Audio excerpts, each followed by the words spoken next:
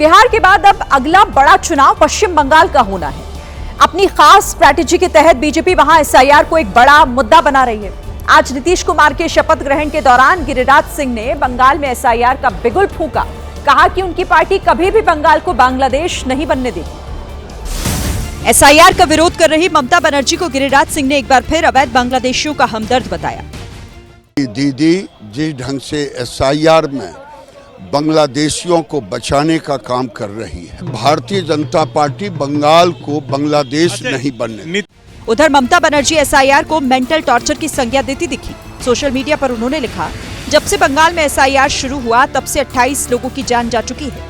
इनमें कुछ डर से, कुछ अनिश्चितता की वजह से मरे, तो कई सरकारी कर्मचारी स्ट्रेस और काम के ओवरलोड से खत्म हो गए। सीएम ममता ने अपनी इसी लाइन पर इलेक्शन कमीशन को बाकायदा चिट्ठी भी लिखी।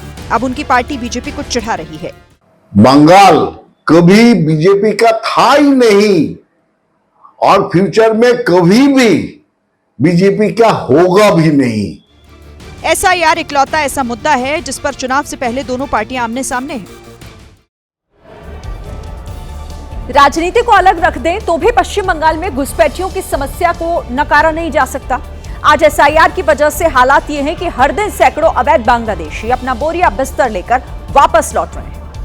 इनमें कई बांग्लादेशी तो ऐसे थे जिन्होंने फर्जी दस्तावेजों के साथ 20-20 साल पश्चिम बंगाल में गुजार दिए। 20 साल पहले हम इनलीगल तरीके से आए थे। इनके कुछ एजेंट होते हैं जो पैसों के लिए ये काम करते हैं। एसआईआर के बाद पकड़े जाने के डर से सब पहले ही वापस चले जा रहे हैं। 10-12 साल हो गए। उधर हमारा रहने नहीं दे रहा है, वही तो कागज वगैरह नहीं है, इसलिए। नॉर्थ 24 परगना जिले के हाकिमपुर चेक पोस्ट के रास्ते वापस जा रहे किसी भी व्यक्ति के पास भारतीय दस्तावेज नहीं थे।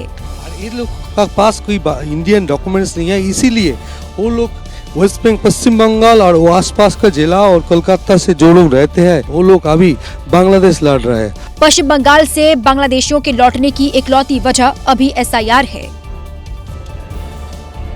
पश्चिम बंगाल में एसआईआर की वजह से बीएसएफ की सिरदर्दी भी थोड़ी बढ़ गई है। एक न्यूज एजेंसी से बात करते हुए बीएसएफ के अधिकारी ने बताया कि बीते कुछ हफ्तों से भारत बांग्लादेश बॉर्डर को पार करने की कोशिश करने वाले अवैध बांग्लादेशियों की संख्या बढ़ी है। उस अधिकारी ने यह भी बताया कि पहले ऐसी घटनाएं कम होती थी, लेकिन अब हर दिन 150 से ज्यादा अवैध बांग्लादेशी बॉर्डर पार करने की कोशिश कर रहे हैं।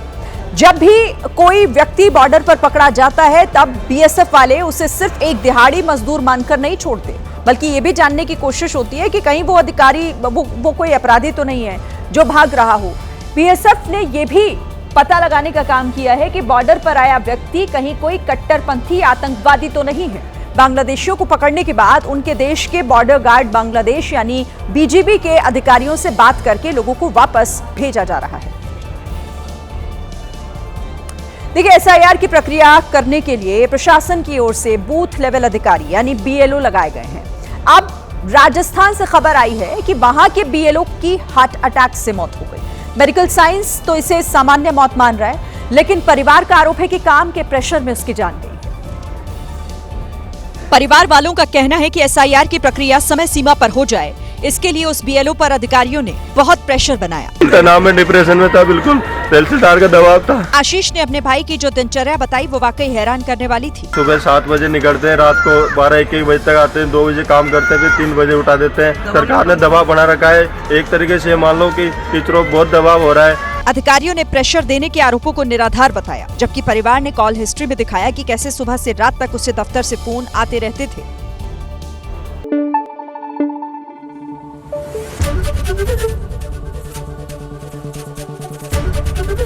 एबीपी न्यूज आपको रखे आगे।